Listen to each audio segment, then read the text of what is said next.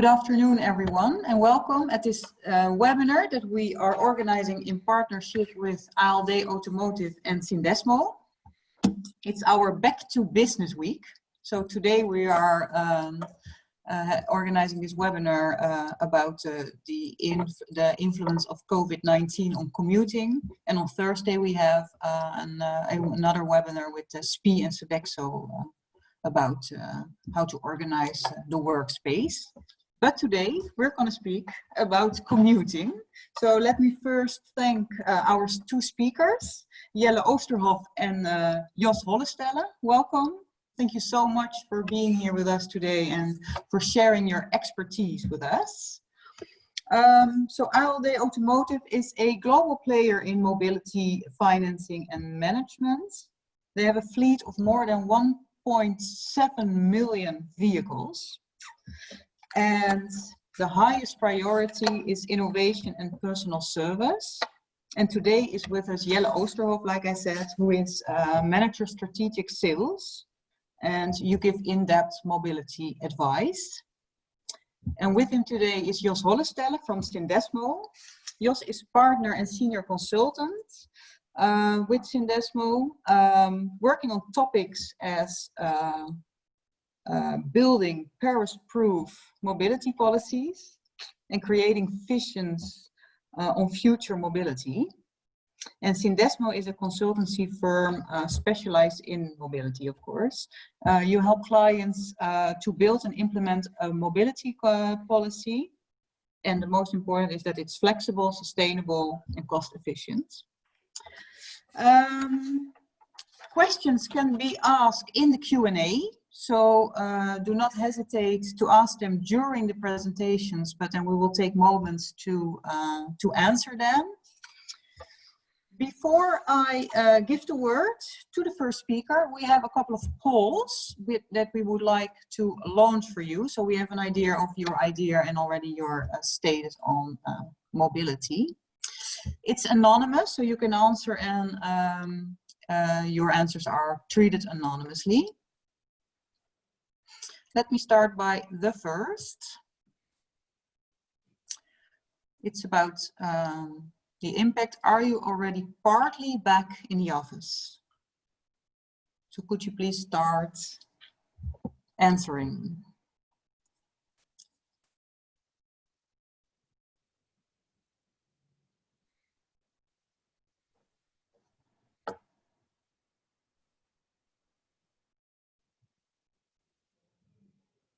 A couple of seconds still before I'm going to end. Not everybody has answered yet.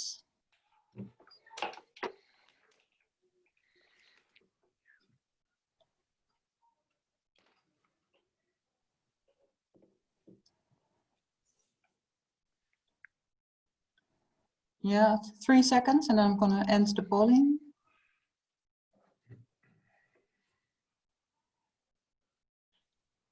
Okay, and I'm going to share the results with you. 71% of the people that answered said that you are already at least partly back in the office. Then I'm going immediately to the second poll.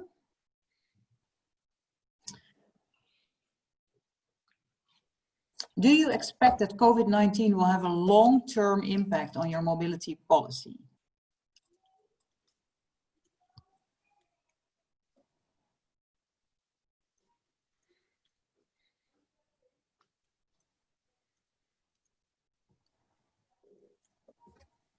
Still waiting for a couple of answers.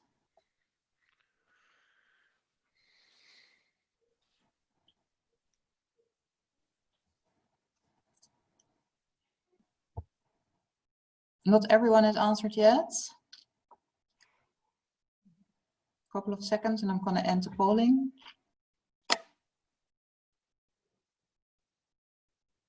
Those who answered were quite clear. 100% yes. And then the last one.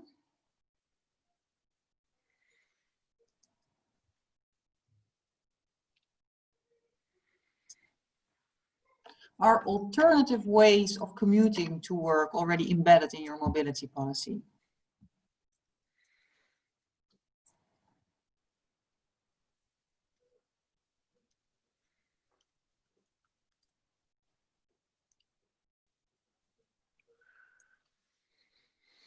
A couple of seconds still. Not everyone answered yet.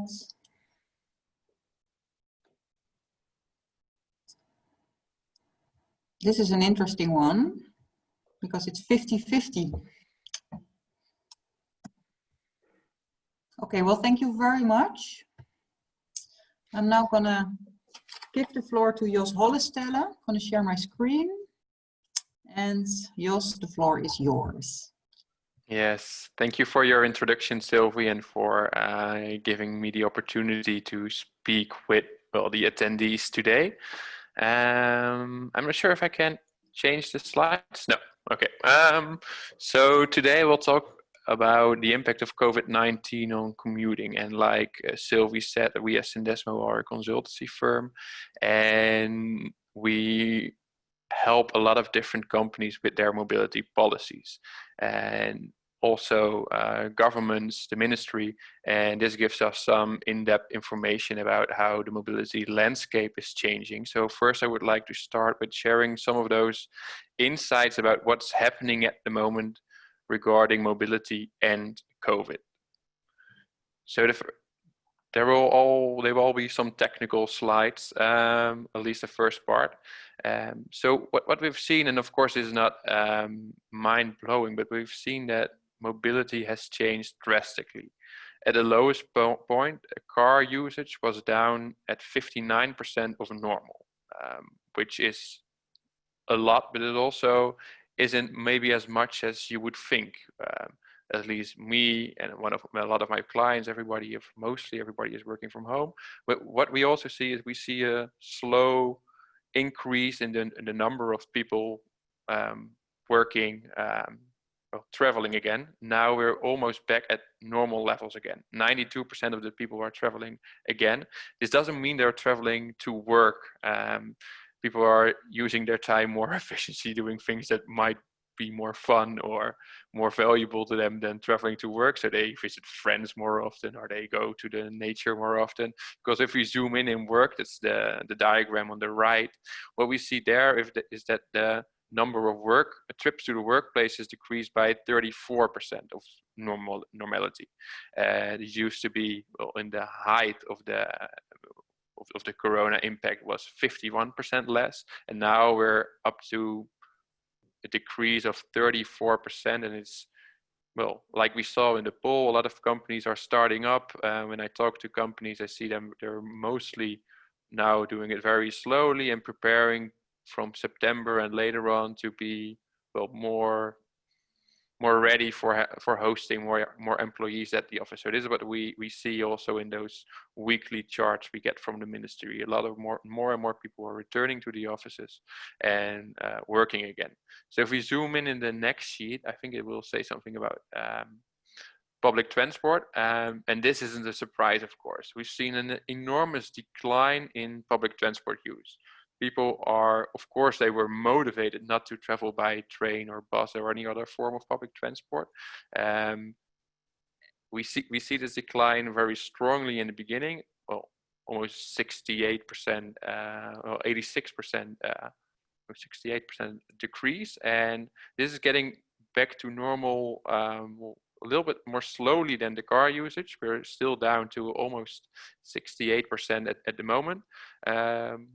The last weeks, the last data is from the 22nd of June, and especially the last week, we've seen an enormous increase in public transport usage. Not back to normality, but I expect from July on it will be about minus 50%. So 50% less people traveling by train or bus than normal. So what happened to those passengers? That's what we see on the right diagram. It's a little bit more technical diagram. You see what you see here is a visualization of public transport passengers during morning rush hour. So the blue color is the public transport usage. So let's say in week 10, before this epidemic, or at least before this epidemic was widely known, 100% of the public transport travelers were still going by public transport, of course. And then a couple of weeks later, you see this enormous increase in the gray area of the diagram, and that's people working from home. So 80% of public transport passengers are working from home, and you see that's not changing extremely a lot, changing a little bit.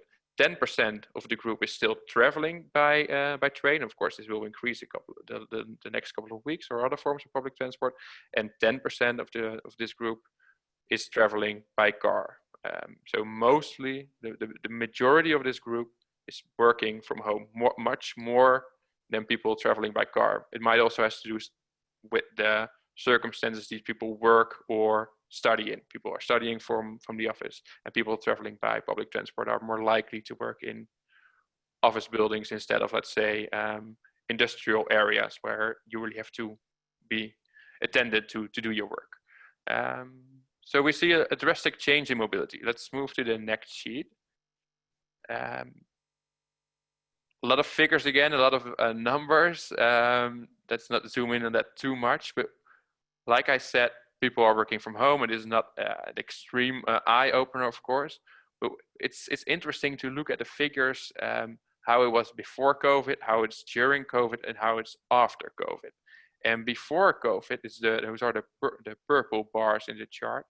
We see that 68 of the people did never work from home. So maybe a day, a year or something, but they didn't work from home. Now that's 31% of the people. So you can imagine those are, well, let's say the high valuable or the high vital sectors, like people working in hospital or cleaning, or those sectors. And after COVID, about 54% of the people expect to be working from home. So that's expect not to work from home anymore. So we see a decrease in the people that do not want to work from home. And the interesting thing is, with every research that's being published, this research is already a couple of weeks old, we see the number of people that want to work from home increasing. The first weeks, everybody was still getting used to it and saying, okay, I want to go back to the office again.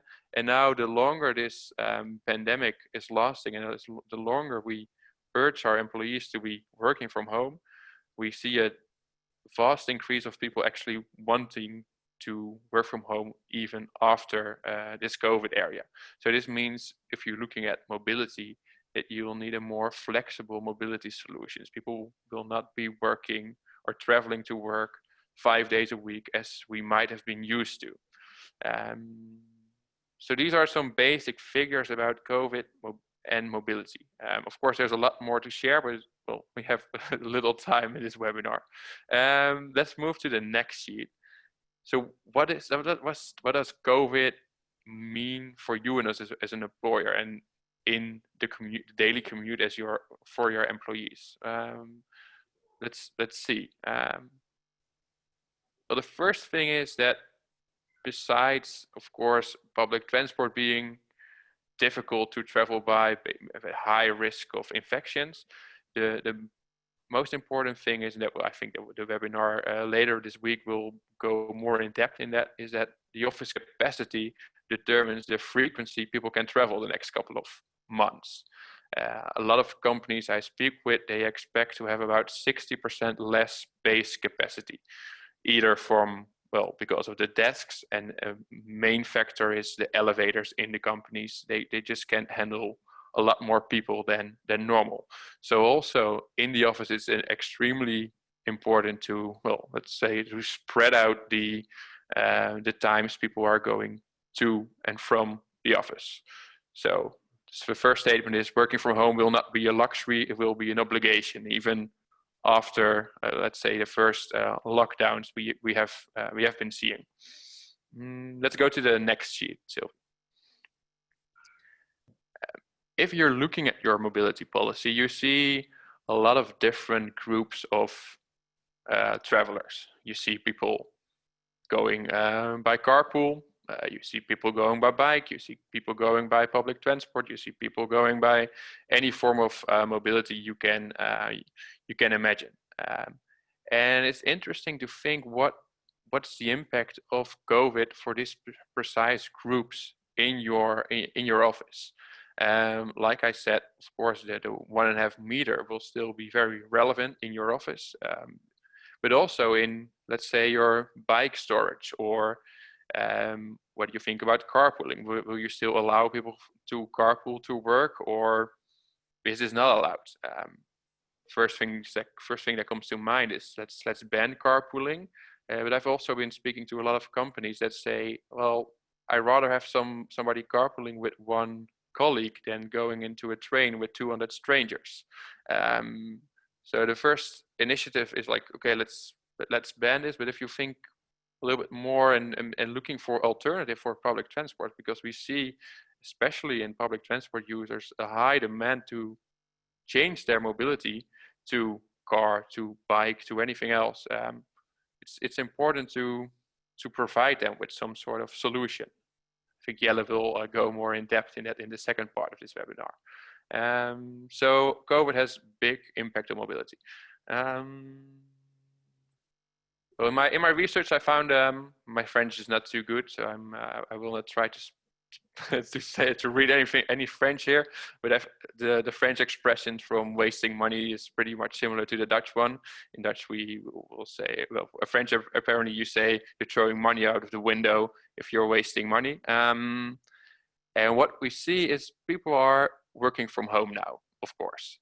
What we see is people will be working from home more often in the future than they're doing now. But at the same time, what we see in the Netherlands is that it's about 60 to 70% of the companies, they have a fixed mobility allowance for their employees. So that, let's say they receive 19 cents a kilometer. They work 40 kilometers away from their home. So they receive 40 times 90 times 2, because it's a round trip, and then the amount of days they work a year on their bank account every month. And now they're not traveling. These companies are really wasting a lot of money.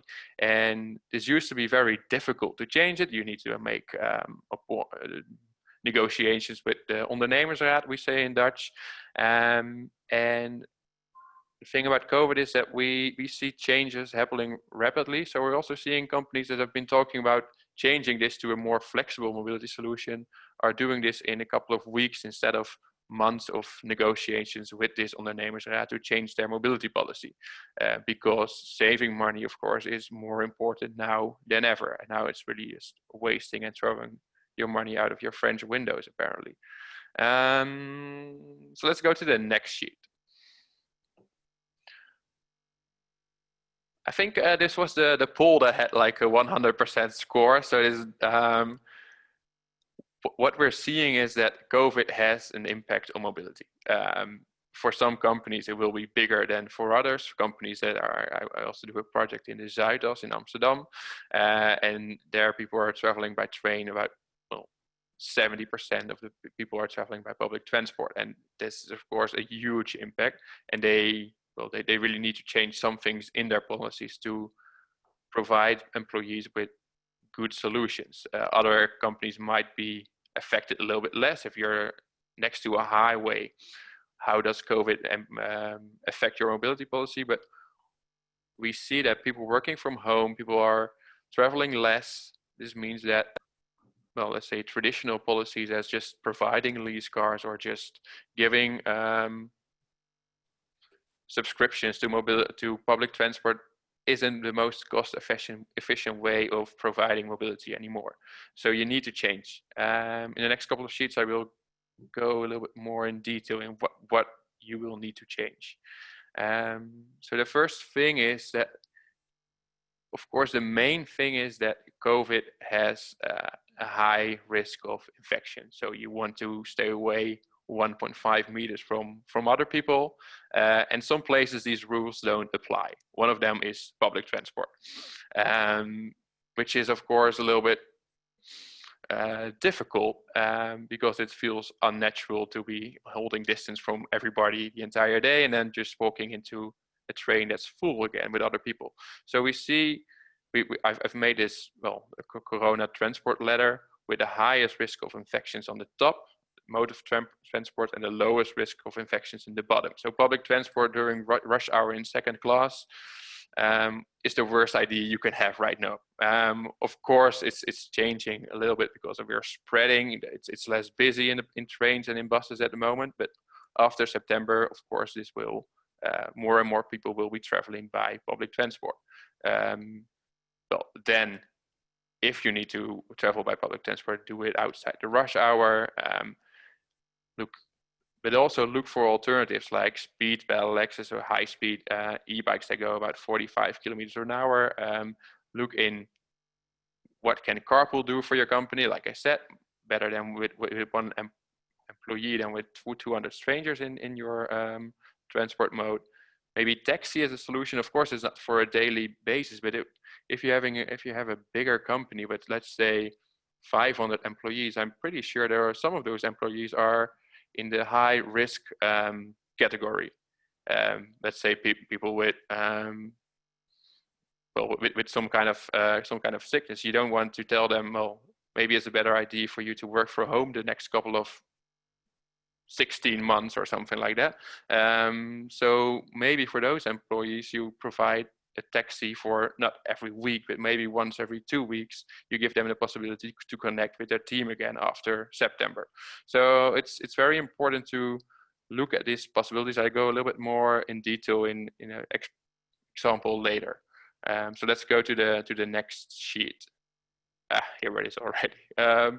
So here's the imaginary company in near Amsterdam. Like I said, I do some projects in Amsterdam, and with this company we have a office capacity 40% of normal. That's pretty well in the normal range at the moment. So there used to be 500 people in the office. Now there can be about, let's say, 220. So employees, they are only allowed 2 days at the office, and they need to make a reservation in advance. Very important, of course, is reservation options, because if you tell Dutch people you can be in the office 2 days a week, it will be the Tuesday and the Thursday, and nobody will there Friday, Monday, or Wednesday. So you need to spread the people going to your office. Physical meetings will only be allowed after rush hour, so allowing people after or before rush hour. So allowing people who travel by public transport to actually avoid going through rush hour. This company decided everybody under 15 kilometer or less has to go by bicycle or electric bicycle. And the reason they changed this policy is because they need the parking capacity for people that used to be traveling by train and are now shifting towards cars. So they made a more flexible parking policy. On the one hand, not allowing people to park anymore, and on the other hand, allowing people that used to go by public transport to park in their parking garage. They're stimulating the use of carpool, not extremely visible, but people who are hesitating to go by public transport, they help them to find a carpool partner, because of course what we see is a lot of people traveling by public transport, and it's about 60% they don't have an alternative for the public transport. It's because they only have one car in the family, or no car in the family, or not even a driver license. So you can say, I don't want to go by public transport, but you don't really have any alternatives.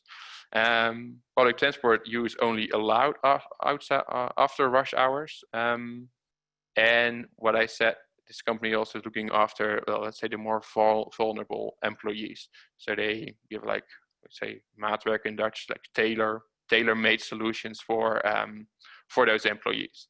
So you see with COVID, especially during this lockdown and, well, after lockdown phase we're in, mobility policy is changing a lot. If we're looking at the more long-term effects of COVID on mobility, then I would say it's going to be more flexible. You need more flexible mobility solutions that provide your employees to be working from home, to be going by public transport, to be going by car when they want it and when they are needed to. So you need to provide more than you used to provide. The next sheet is my last sheet before I go to the first Q&A section. You can go to the next sheet, Sylvie. Yeah, sorry, I'm trying, but it's not. see whether. Yeah. Yes. On this last sheet, I try to make an extract about what would be the 4 steps to realize this COVID mobility policy. We're all going back to the office. September will be, I suppose, the peak moment. And so the first thing is you need to appoint a responsible person and form like a task force with the ondernemingsraad, facility management and HR.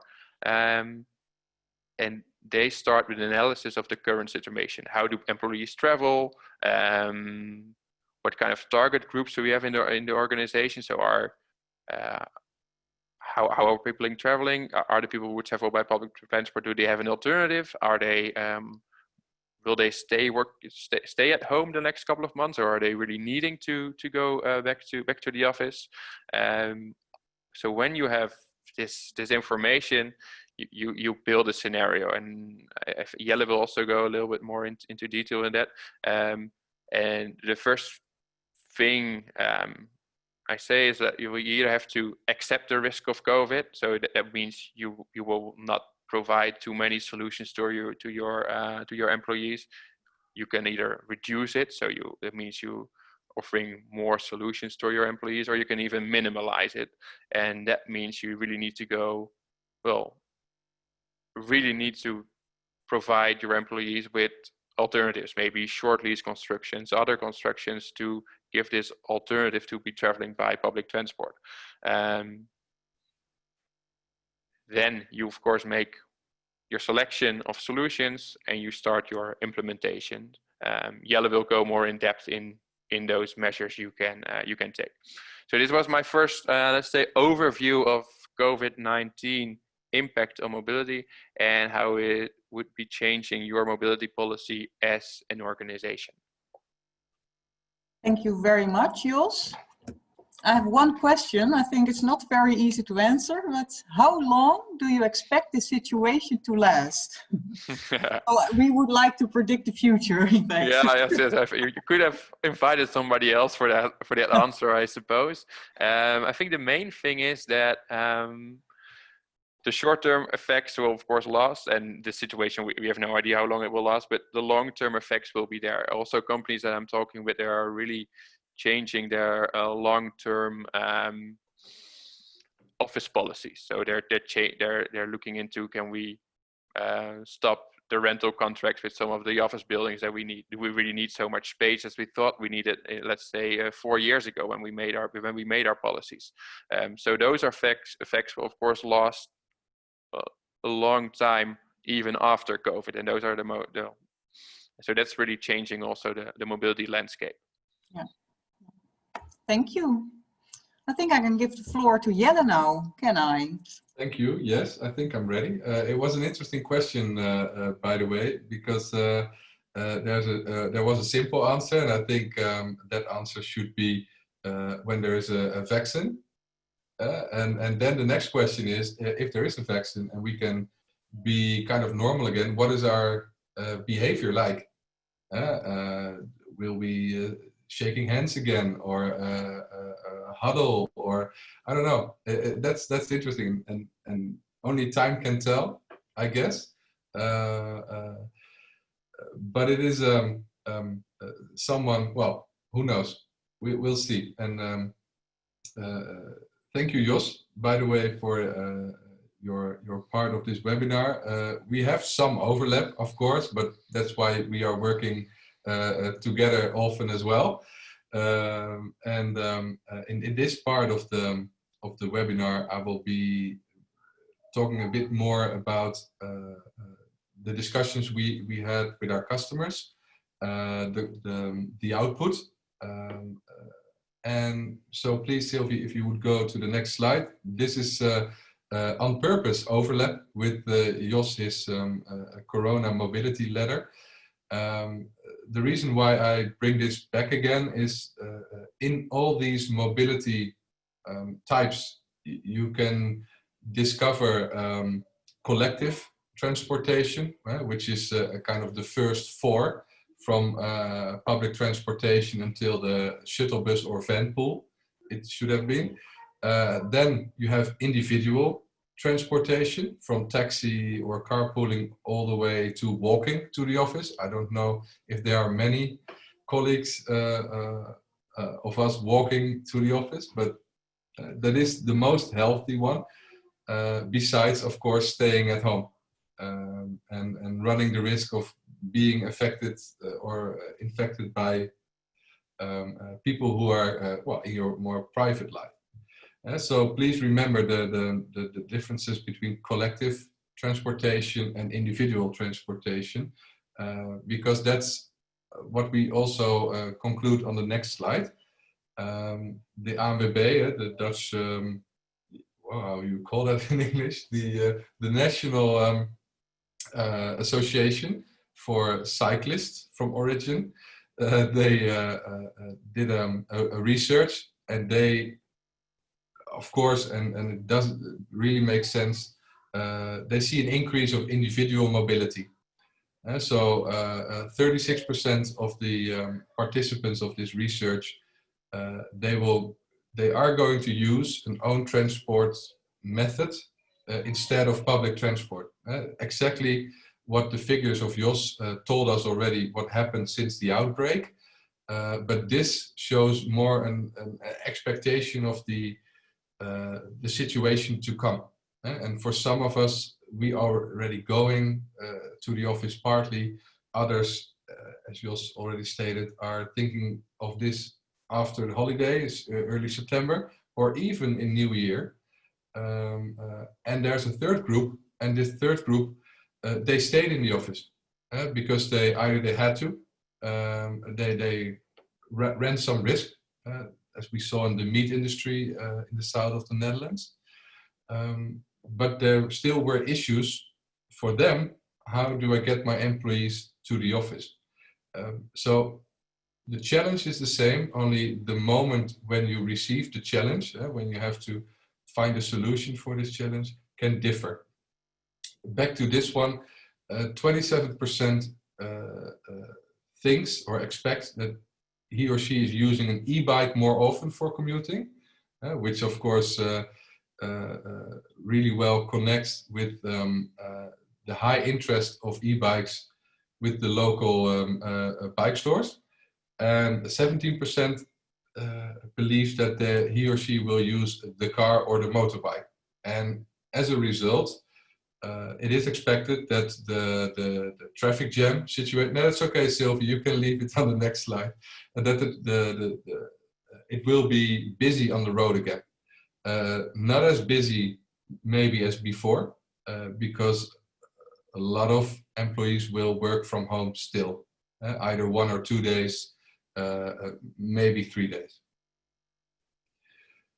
So yeah, this one we had, of course, during the right after the outbreak, our customers contacted us because we have a lot of cars running with their customers, and they had questions, questions regarding payment, questions regarding tax addition, bijtelling in Dutch. Do my drivers still have to pay tax addition when the car is standing outside on the street? Yes, they should. But we use those moments to ask them questions in return. The questions they had were very much related to phase 1, business continuity. And of course, that was the most important, even as well for us, for sure, because the impact of COVID-19 was also high on our working, how would you say, work-life balance or work pressure on the job. But we already thought about phase 2, going back to the office, and we were very interested in the opinion of our customers, what they thought is going to happen or will happen in the future regarding their mobility, short term and long term. So if you can click, because it's a little bit animated, basically there are 3 types as I already mentioned, nothing changed. Partly opened office again, and the third one planned to open the office again later. Each had different challenges, and each had their own, let's say, end quotes. For nothing changed, they really hope their employees stayed safe. And in case this company was located far away from the nearest by bus stop, then most likely those employees were already going to the office using their own car or carpooling or maybe a bike. So there was no need for them to change. However, for those companies, and Jos mentioned them already, especially on in the Randstad, the big cities nearby central stations, they had a real challenge. In many cases, they closed their office and are now opening again. So they are requesting solutions from us. However, they don't want to lease cars or bikes for 48 months or 36 or 60, so for longer periods. So they're looking to flexibility, something Jos already stated as well.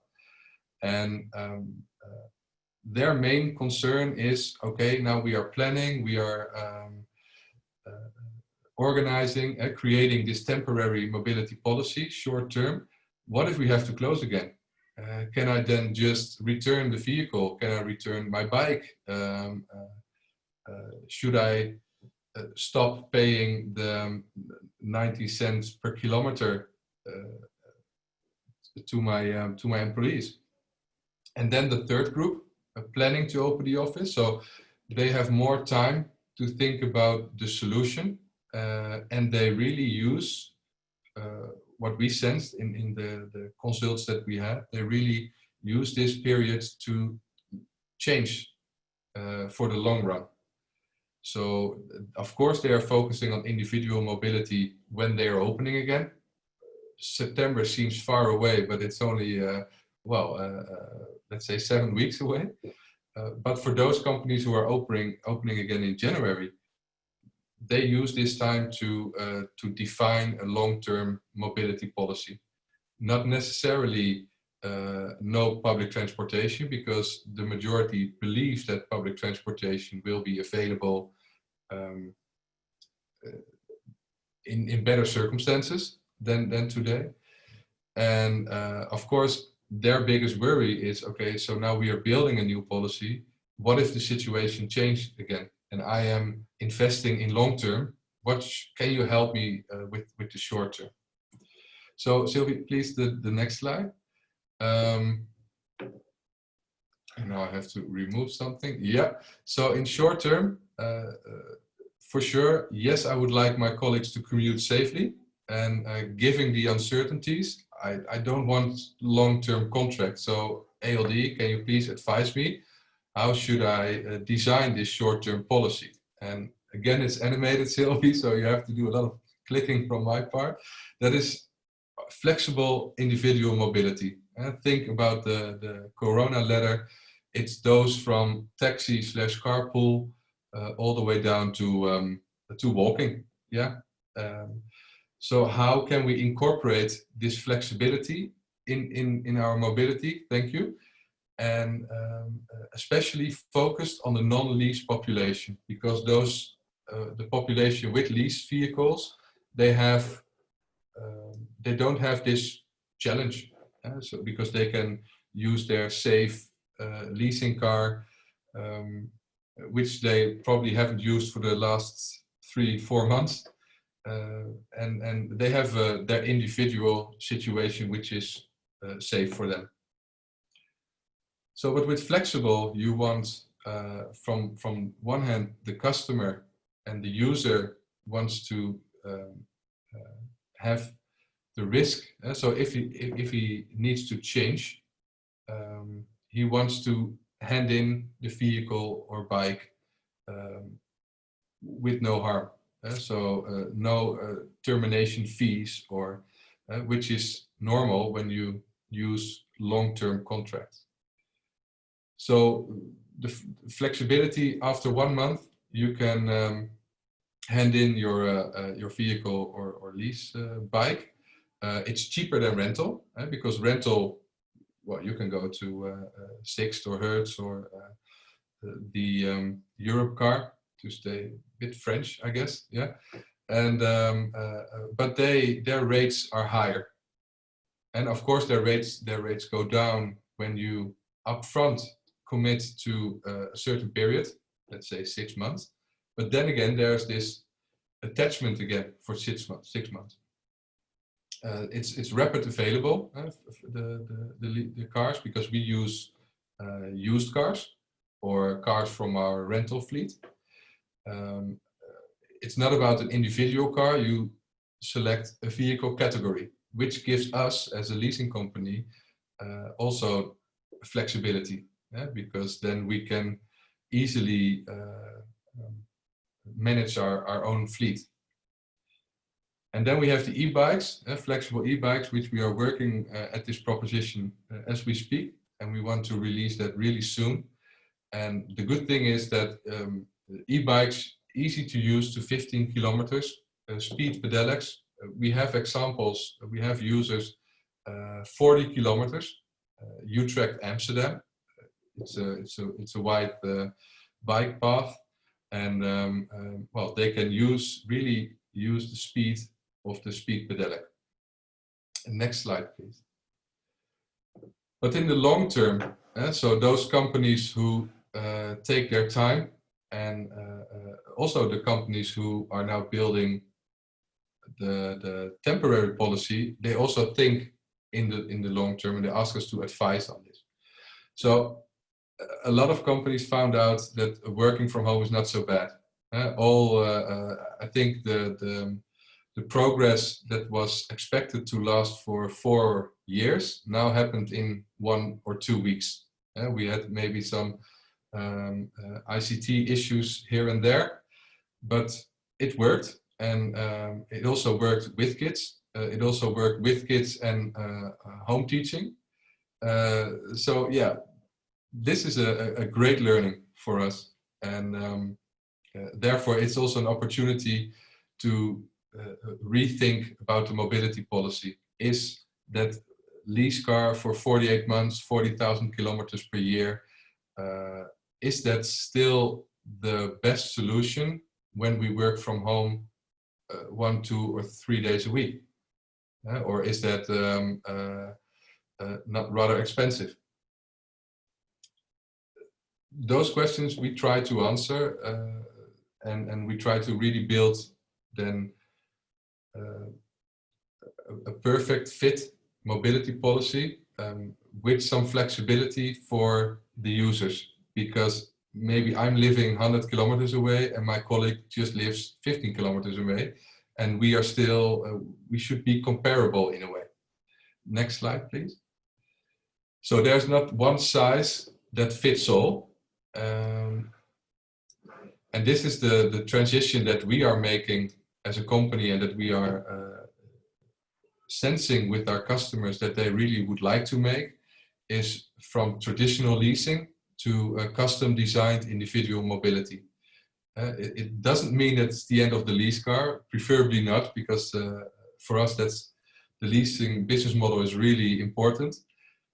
It's just about starting to offer more options next to this lease car if you are entitled for a car, or instead of the travel costs that you normally get, the 90 cents per kilometer in net. Give more options, and it's really easy to give a lease car owner a mobility card with access to other kinds of mobility. And that could also be a bike, but that could also be public transportation. It's really important. Part of this multi-mobility policy. And for now, on the short term, it's a tough part, but I do really expect in the long term that public transportation will be back again. Maybe not to the previous level, but it will be very important for our emission targets as well on a country base. So within the boundaries of the mobility policy, because those boundaries makes it possible to compare different colleagues with each other, different employees, and of course using the latest digital technologies. And that's a mega trend, and that will be the last slide, Sylvie. And I would like to use this opportunity to show how we use digitalization in order to create an app for our users, where we start with planning the trip.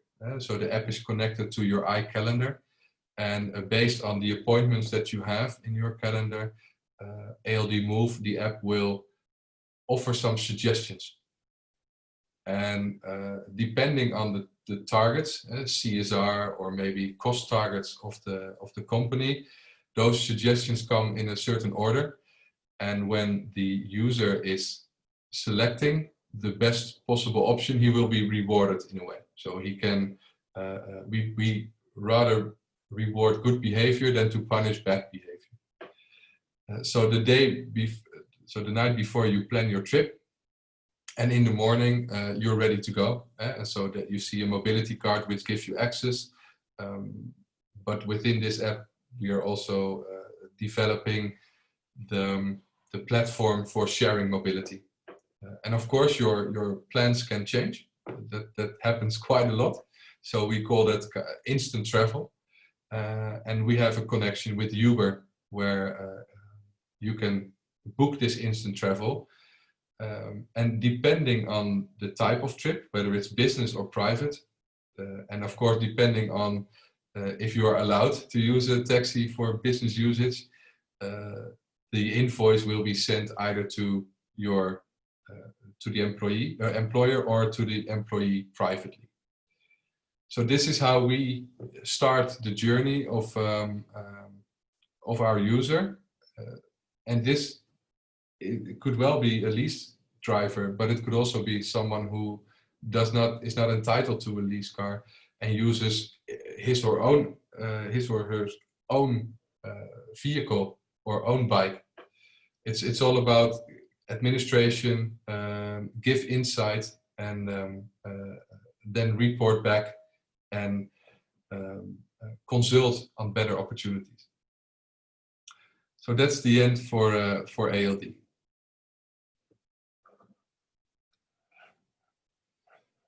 Noemi got a question. Less public transport and more vehicles means that more parking spots will be needed. Are cities thinking to increase the parking availability? No, Jos, I think you can agree with me. I hope you agree with me. No, cities will not. I think cities, they started their to reduce the number of parking spaces, especially in the bigger cities. So yes, there will be increased pressure on parking spaces. So either that would mean that the prices will go up, or that they are trying to keep the car out of the city. And well, I think at the end it will be a combination of both. Yeah, I agree with Jelle, of course. What we see is that many municipalities, especially the bigger ones like Amsterdam, they're really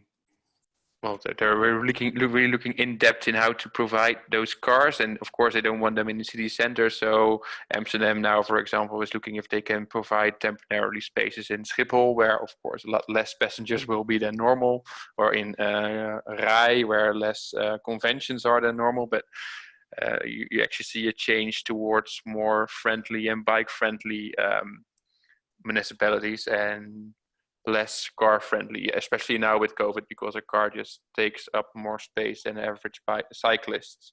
So you see cyclists being moved to roads, and cars, well, high maximum speeds going down, and so it's changing again.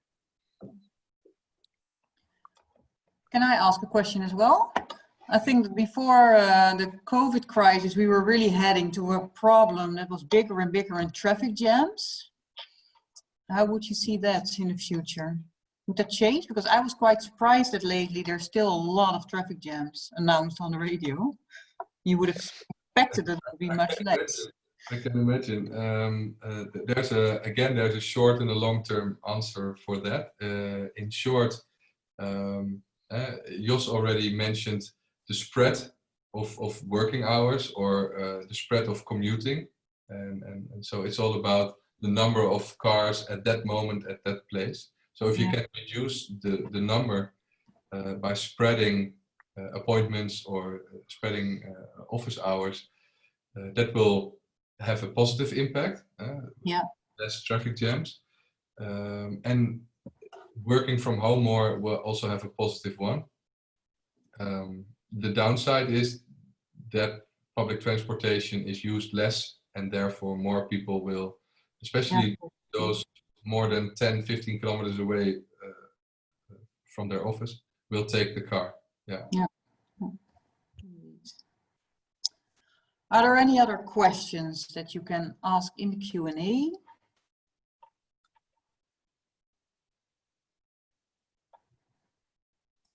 Not for the moment, I think.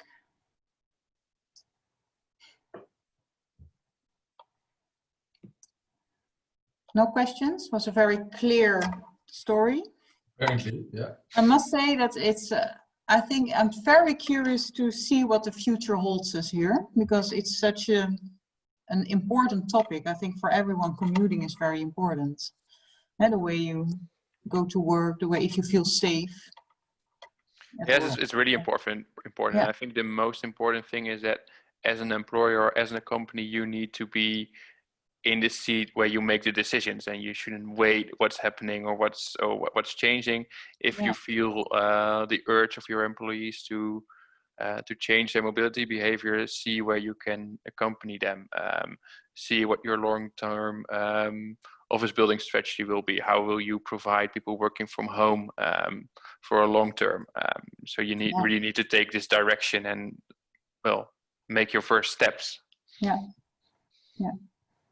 It could have a huge impact on, let's say, the user economy, because Jos already mentioned customers are thinking of downsizing their office space.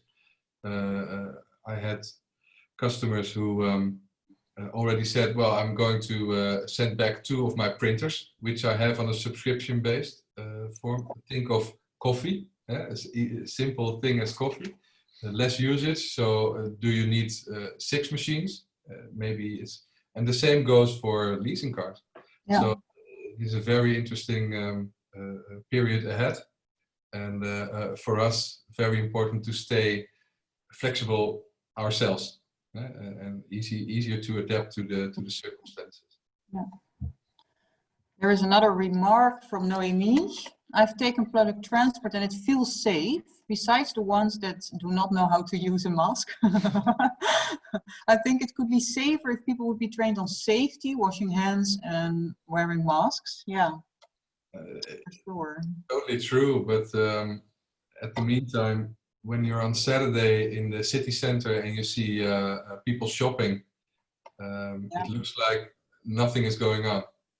So it's really on behavior, and after 4 months, I think the majority of the Dutch are a bit fed up, and they really would like to go back to how it was, or they forget it. Yeah, that's true. So I think the train is safe, because if it wouldn't, it wasn't open for usage.